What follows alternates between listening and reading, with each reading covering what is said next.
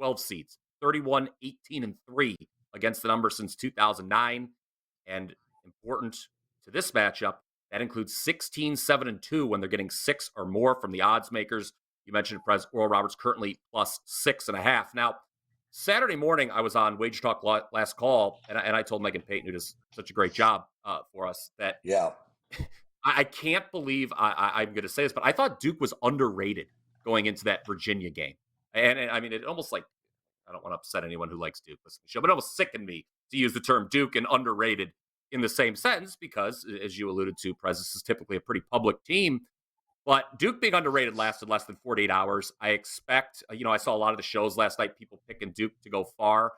And Teddy, you've done this for so long. You know this. Teams that make a run in these power conference tournaments that weren't top seeds, I think they're overvalued more often than not coming into the NCAA tournament. With the ACC, I believe I said this on the show last week, maybe it was 2 weeks ago, ACC way down this year. Duke is the only ACC team in the KenPom top 25. And that's only after they cut the nets down in Charlotte. There was no ACC teams in the KenPom top 25 entering the conference tournament. And now we flip to Oral Roberts, by far the best team in the Summit League. In fact, I had the gap between them and the number 2 team in the Summit League, which was South Dakota State, for those keeping score at home. That was the largest gap between the top 2 teams in any conference in America, according to my power rankings. They have Max Asmus, who was a star 2 years ago in the tournament when the team as a 15 seed, Oral Roberts, goes all the way to the Sweet 16. Asmus 7th in the country this year, 22.2 points per game. And then they've got the big kid, Connor Vanover, 7'5" transfer out of Arkansas. Oral Roberts, guys, has a chip on its shoulder. They wanted to play more power conference teams in the regular season.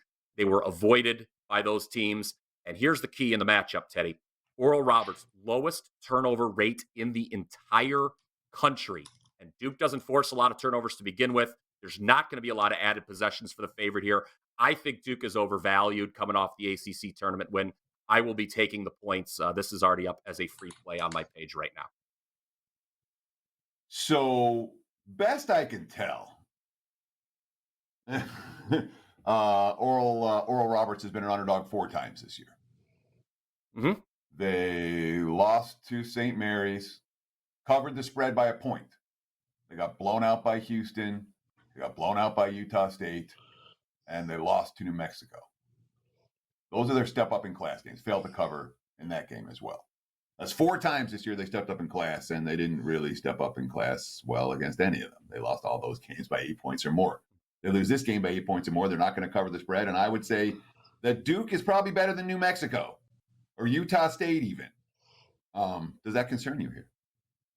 I would say Duke is definitely better than New Mexico, but I think Utah State's better than Duke. Yeah. So I would say those other 3 teams are better than Duke. And again, I just go back to the fact that I think we're really getting Duke back to the peak of their value. I mean, people like writing off Duke, it felt, going into that tournament. And, they win the conference tournament. They have to play a number of games. Marco, who was on before me, obviously mentioned Duke caught a real break in the semifinals with Miami's big man going down with an injured ankle. So I'm going to be fading the ACC in full candor in this tournament. Just thought the league wasn't very good. And like I said, we know about the history of 12 seeds. Obviously, it doesn't mean Oral Roberts automatically is going to cover, but I like what this team can do, not turning the ball over. Look for them to at least cover the spread here Thursday evening. So I want to ask you one more follow, Bryan, because it comes to that turnover stat that you're talking up. Isn't that because they've been favored over everybody all year?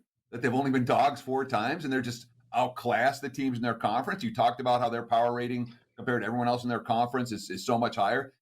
Is that lack of turnovers essentially just saying they haven't faced any competition yet?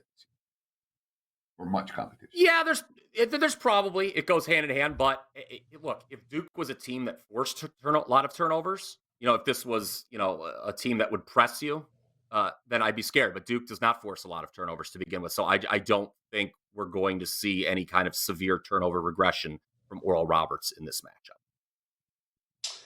Bryan Power, everyone.